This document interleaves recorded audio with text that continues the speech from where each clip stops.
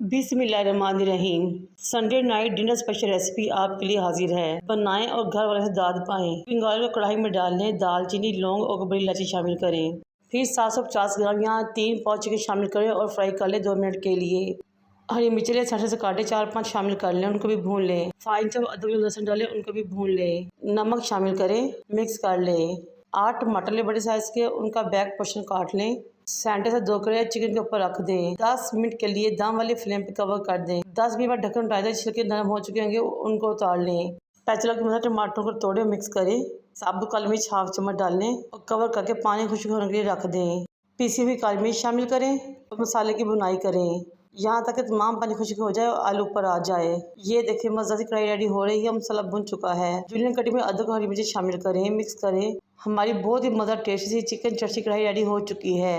गर्मा गर्म रोगनी नान के साथ सर्व करें, एंजॉय करें। और मेरे